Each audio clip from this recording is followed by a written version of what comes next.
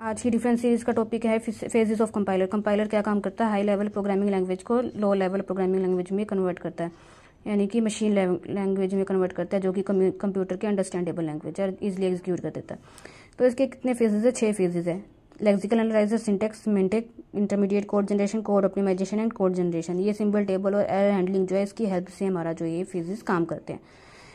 Source code जैसे lexical analyser के पास जाएगा तो ये क्या करेगा? टोकन जनरेट करेगा, सीरीज ऑफ टोकन जनरेट करेगा। जो भी हमारा प्रोग्रामिंग कोड होएगा उसका टोकन जनरेट करेगा। जैसे int a is equal to 5, 3 अलग टोकन है, एक अलग टोकन है, ये टोकन अलग है, ये टोकन अलग है, ये टोकन अलग है, तो इन टोकन्स को टोकन में कन्वर्ट कर देगा।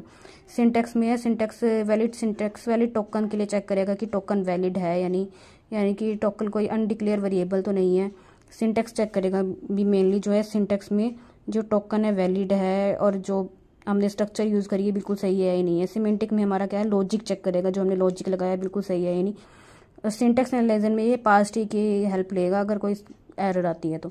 सिमेंटिक एनालिसिस में ये लॉजिक चेक करेगा, उसके बाद इंटरमीडिएट कोड जनरेट करेगा। जैसे ये हमारी इक्वेशन है, इसके लिए इंटरमीडिएट कोड क्या होगा? पहले c मल्टीप्लाई डी होएगा तो c मल्टीप्लाई डी को t1 में डालेगा, देन b प्लस इसको हम a में डालना है तो हम क्या करेंगे? पहले b प्लस t1 करेंगे, जो कि t2 टेम्परेरी वेरिएबल में डालेंगे, फिर t2 की वैल्यू जो हमें a में डालेंगे।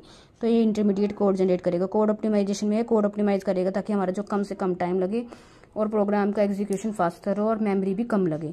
तो इसलिए जो भी रिडंडेंसी या फिर जो भी डुप्लीकेसी है उसको रिमूव करेगा स्टेज के ऊपर। उसके बाद code generate, intermediate code generate से हमारा जो है असेंबली लैंग्वेज में कन्वर्ट करेगा। जैसे कि ये हमारा होएगा c मल्टीप्लाई डी, यानी कि multiply c and d, then load करेगा उसको t1 में, देन b t1 को ऐड करेगा b में, देन इसको रिजल्ट को हमारा ऐड करेगा लोड करेगा t2 में, देन t2 को लोड करेगा a में।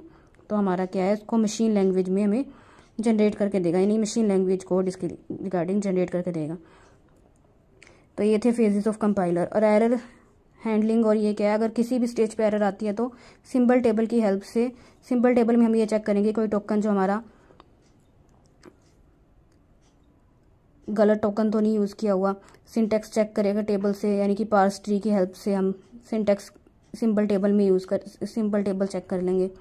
सिमेंटिक एनालिसिस लॉजिक चेक करने के लिए, इंटरमीडिएट कोड जनरेशन, मतलब सब में हमारा जो है सिंबल टेबल और एरर हैंडलिंग का, अगर कोई एरर होगी तो हम सिंबल टेबल की हेल्प से उसको रिमूव कर सकते हैं। तो आज की वीडियो में इतना ही। वीडियो अच्छी लगी हो तो लाइक शेयर एंड सब्सक्राइब जरूर करना। Thanks for watching.